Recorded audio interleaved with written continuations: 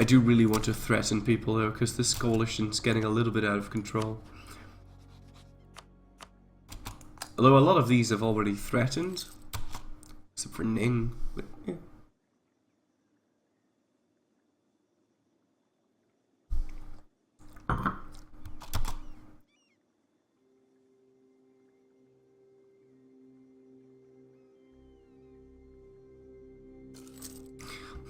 Nice channel. I took a shower when you left to pee. What happened? I won the war against Bahmanis and I took a whole bunch of their coastline. In the meantime though, there was a coalition that formed from some South Asian states. They're not too happy about me fucking around in India and China. But fabricated claims on most of those, and I'm looking to threaten war on them. If you threaten war on someone that's part of a coalition and they say yes, you get a truce with them, and nations that have a truce with you can't be in a coalition against you. So right now I'm going to kick Dolly out of the coalition.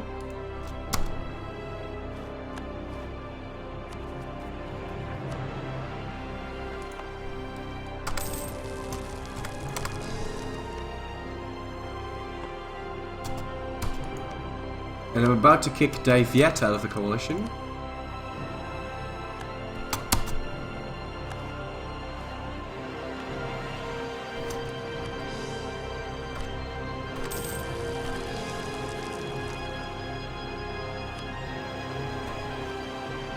And then all that remains is Mong Yang.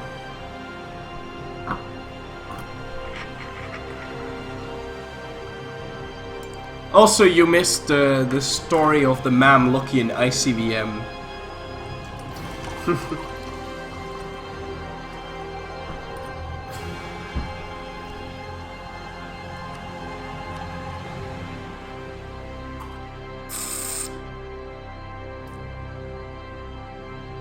I could get more military points right now, but I really am more interested in admin points. Or diplomatic points, so we're only going to reform the navy here. I don't want to tech up my military any more than 15. 15 is going to be the tech we reach 1821 with. And that might sadden you, but don't worry, it'll be K. I hope.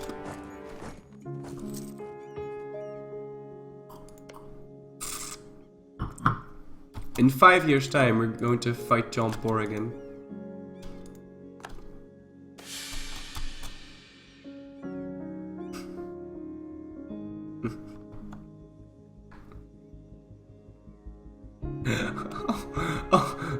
Oh, would you look at that? Would you look at that bird? Holy shit, I feel like it's about to fly into my room. Oh, what's this? Goddamn birds and them flying into my rooms. Jesus.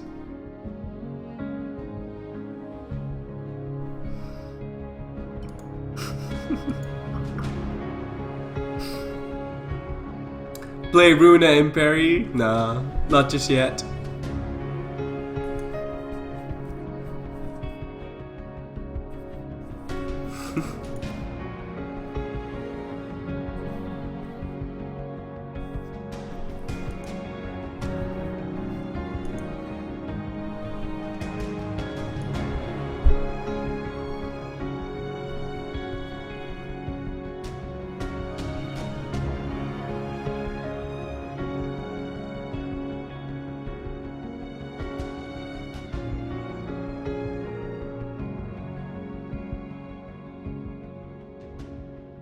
Well, that's a little random.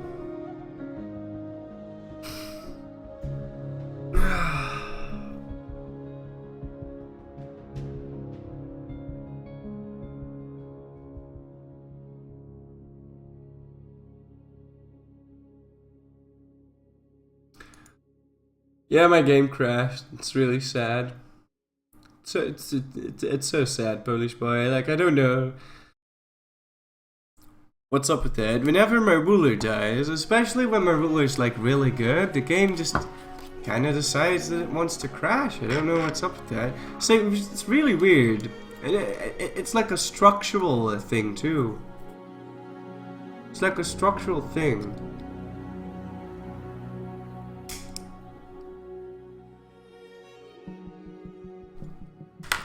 Mount and Blade Bannerlord, yeah, that's a really nice game. I've played Mount and Blade Warband, and a lot of mods. Like, played a lot of mods. Those games are really addictive too. I would report that to the developers, mate. Yeah, maybe I should. Maybe I should.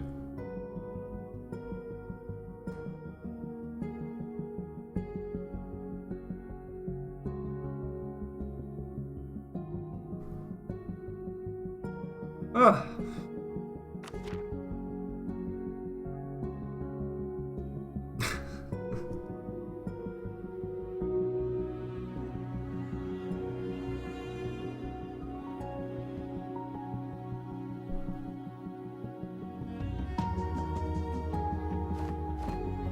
Alright.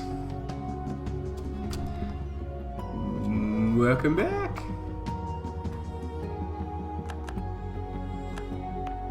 Does my game crash when my amazing heirs die too?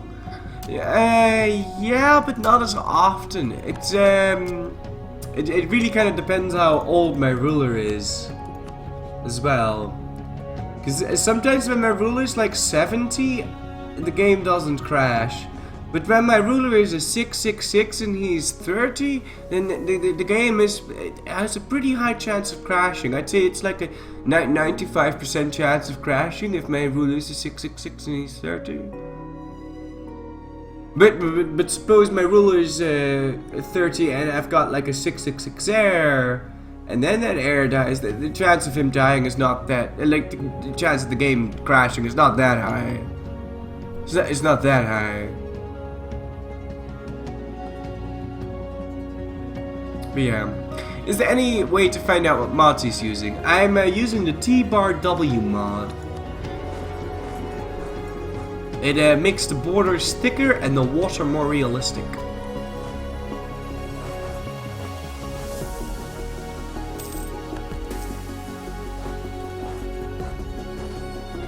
No, I don't have any, I don't have a bot.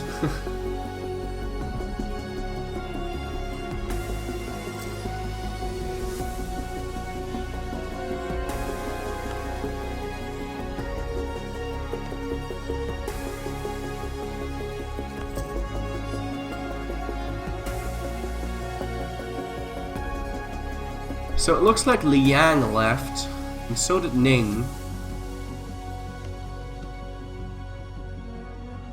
So both of those are going to die soon. And with soon, I mean right now. I want them in my belly or in Hakshi's belly. Probably in Hakshi's belly. I don't want to tech up my admin tech.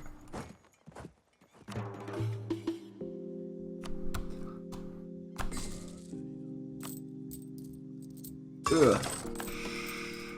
It's inflation though. It's inflation's bad business. Well, I'm using way too many mercenaries. That's kind of the whole source of all this inflation.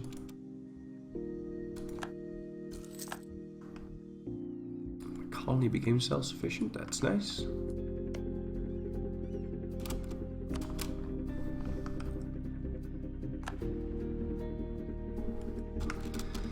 I don't want to core any of that crap myself. How many development does Hakshi have now? About 360. So they've already they already have the max amount of liberty desire they get from increasing their inflation. I mean their what's it called? Development. So they already get plus I don't know how much. Plus 50% from being big.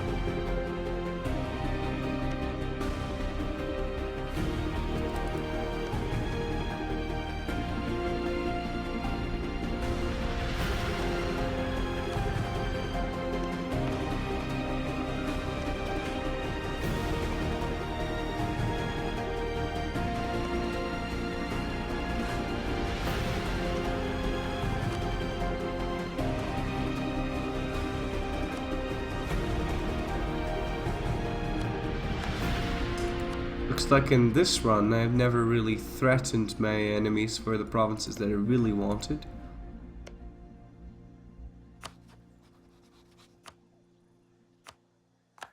And that is to say the fort provinces.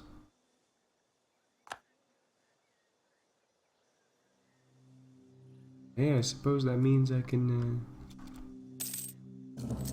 threaten them later. Should be fine.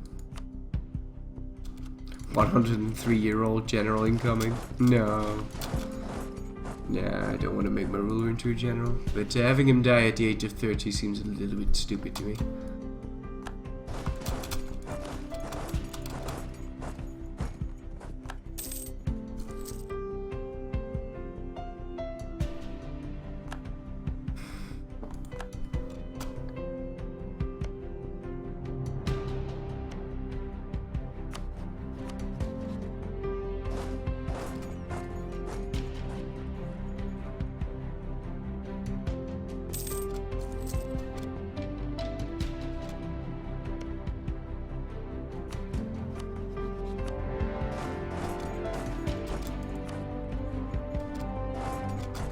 I need to pay for my navy and sell over here.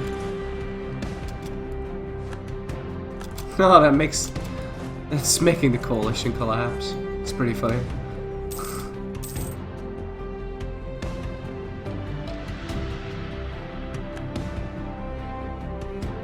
Alright. Oh, the discipline guy's as good as any, really.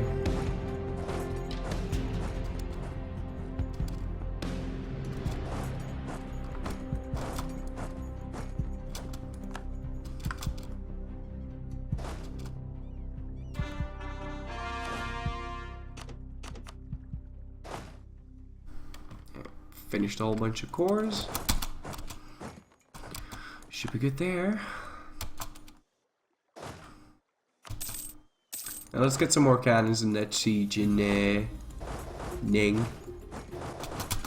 So did I take every single province except for the gold province? Because then that's gonna make me sad. No, I gave the gold province to Hakshi. Yeah. It only makes me semi sad.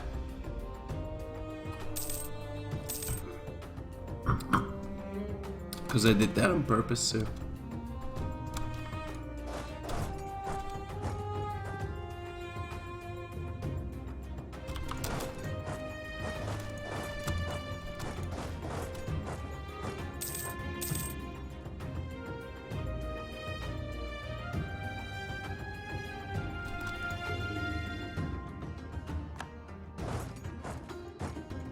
Alright, we kind of want to keep this navy here because it's blockading, right?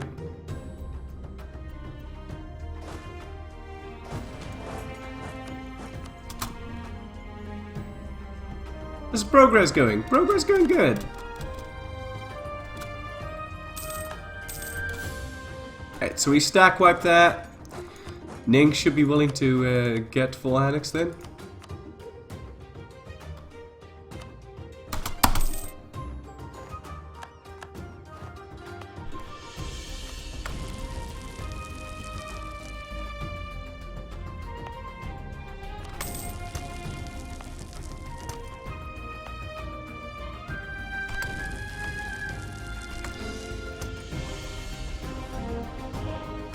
I'm not really sure if I really want to core this myself, though.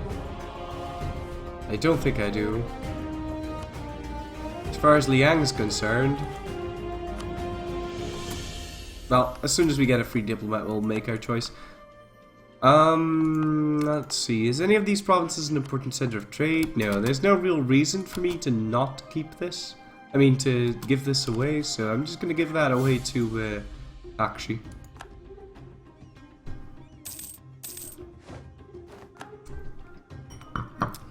Can a humanist, aristocratic, diplomatic, admin, plutocratic build work for max efficiency points for a warrior? Is that stupid? Well, it's not stupid. It's actually pretty clever, right? But you gotta keep in mind when and a lot of people forget this.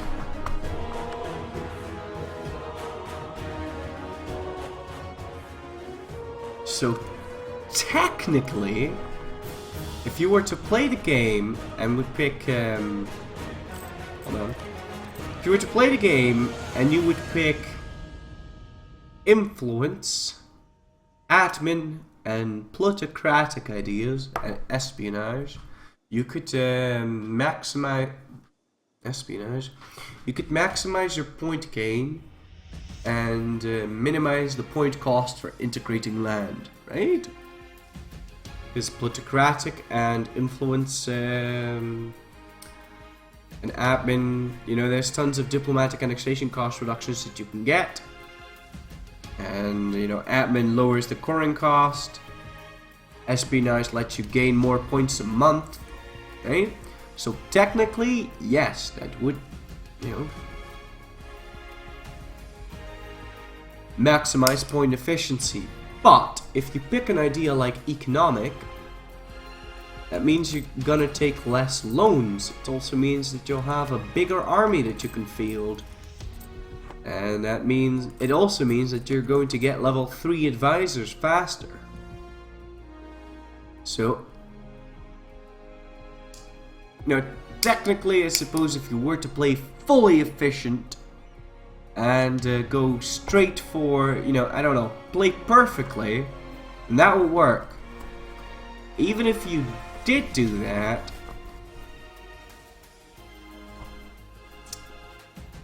there's a trade-off you need to make between power and point efficiency.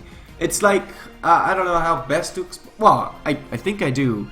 In League of Legends, you have this hero called Ashe, and she has this, she used to have this ability that every single time she killed a minion, she would gain more gold from killing that minion.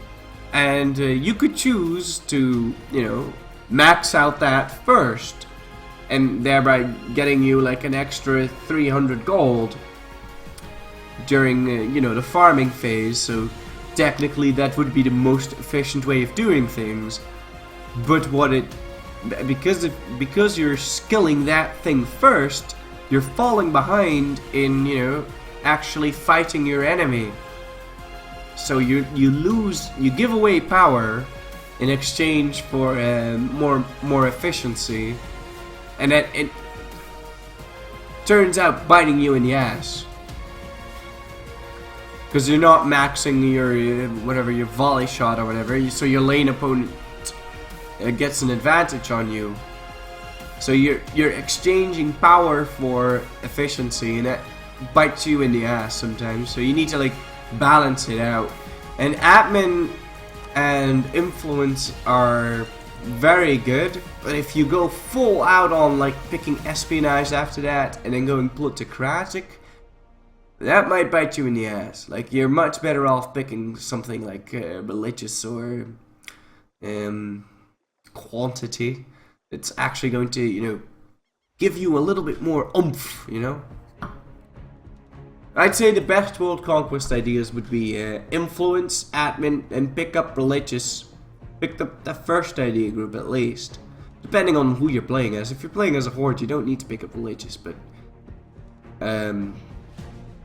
if you're playing as like a Catholic, you might want to consider picking up religious, because this CB is just glorious, right? And then maybe some like diplomatic. A lot of people pick diplomatic first. Like they go influence, admin, diplomatic. Diplomatic reduces the province war score cost, so I suppose that does speed you up by quite a lot. But you gotta keep in mind you still have to pay the diplo points for those provinces, and if you get Deus Vult, you don't need to pay diplo points. And if you fall behind enough on Diplotech, you're gonna be late for Imperialism technology, Imperialism CB. Get that at Tech 23. It also lowers province war score cost, and it makes sure that you can declare war on anyone in the world, regardless of whether or not they border you, and conquer them for free. Like, you don't need to pay anything, but you do need to pay admin points to core it later on, or diplomatic points to integrate the vassal that you gave the land to. But, you know, you get my drift, right? And it also lowers province war score cost. Imperialism does. So, It's like a trade-off. But I wouldn't go all out on point efficiency. Also really depends on who you're playing as.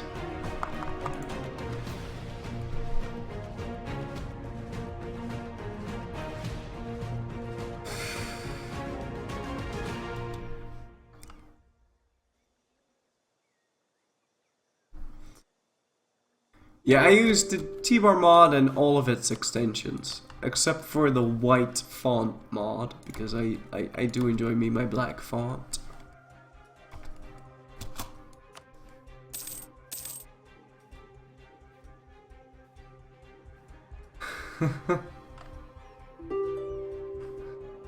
Imperialism used to be this shady CB that never really showed up. Well, it seemed to show up randomly. There was like a random event that would spawn and you would get the Imperialism CB and you would be all happy because you'd have the Imperialism CB. And that was just Tech 24.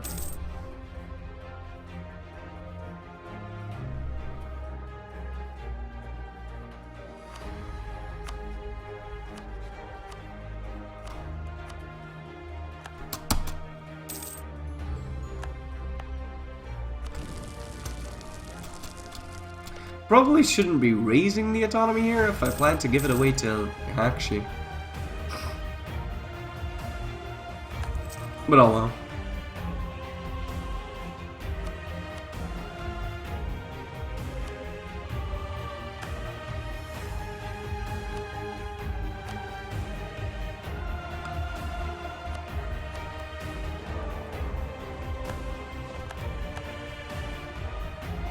I don't want to actually fight these though, that would be really bad. So let's instead peace out his enemies. I mean, my enemies. Because I might lose like a ship or two because my ships are really damaged. I kept this fleet mothballed for the longest time, so.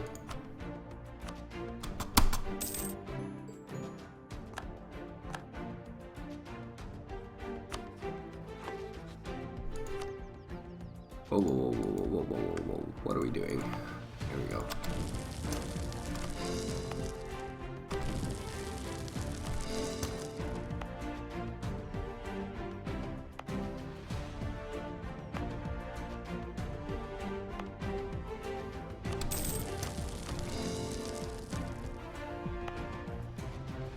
Alright, let's give away some land.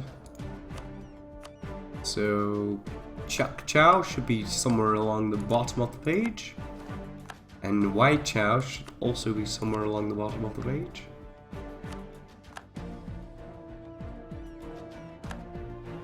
And then there's Nang Chang.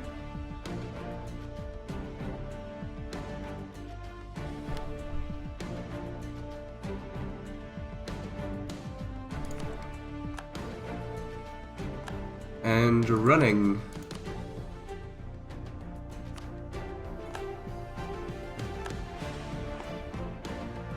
And that makes my tribes upset because they need more land, and I'm pretty sure I gave away some land just now that used to belong to them, so they're sad. Oh! Shit, I didn't want to give Canton away. Canton is an important center of trade, that's bad. Oh well. So yeah, I think we definitively own all of China now. That's nice. Alright, so let's check this coalition again. Mongyang's still in the coalition. Let's threaten more on them. Also, my truce with Jampur is over in 3 years.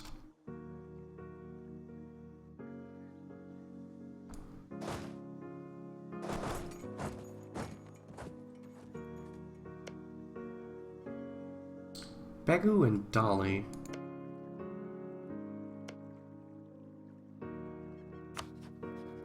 So we might actually have an opportunity here to invade Dai Viet, set Dali and Pegu as co-belligerents in a separate peace, both Pegu and Dali, and just go fucking ham here.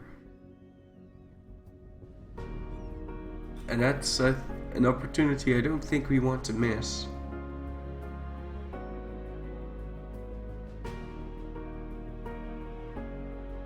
Yeah, that is a bit whack, Mr. in Blue. I can't read blue. It's hard when the chat is dark, in dark mode. Suppose I could zoom in. Altoric 84. You're right. That's really weird. Oh, I don't know what I did just now. Hello?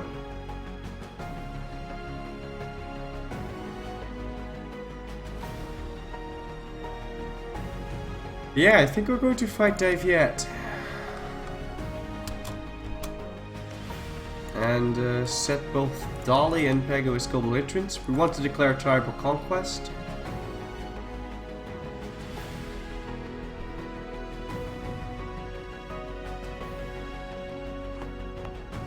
Might want to threaten Mong Yan first though.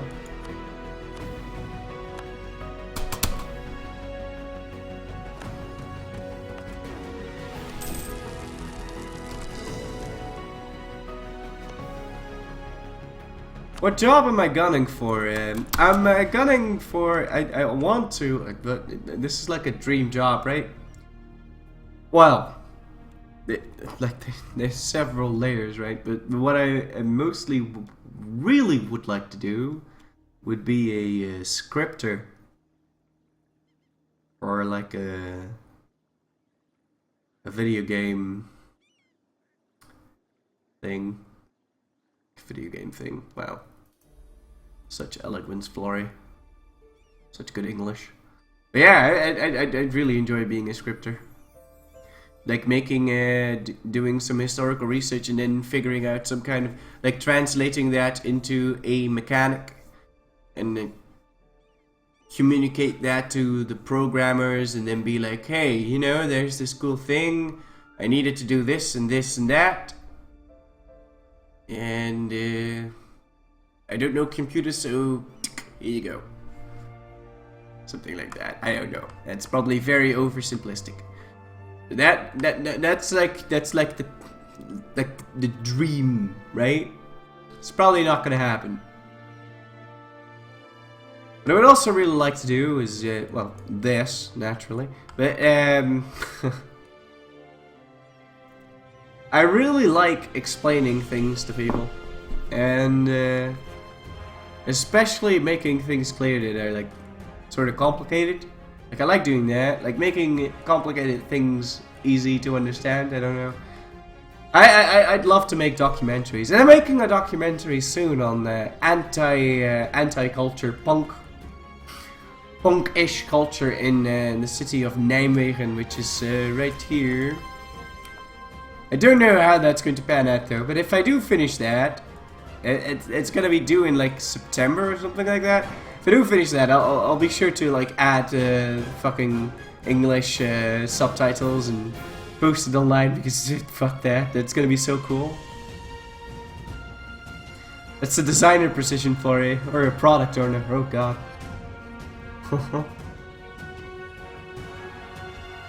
Yeah, that's like way up there. Like I don't think that's going to ever happen. That's a bit of a defeatist attitude though. I don't really like defeatist attitudes. So, I don't know.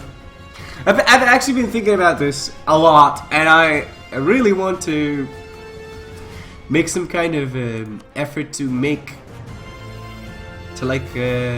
add a feature to the HRE and kind of work it out, and you know, send Paradox the some kind of like a little bit of historical background about circles in the HRE. Because the HRE was divided in 10 administrative circles, and whenever the HRE got attacked, or the HRE, well, HRE rarely did some offensive wars, but regardless, whenever the HRE was threatened,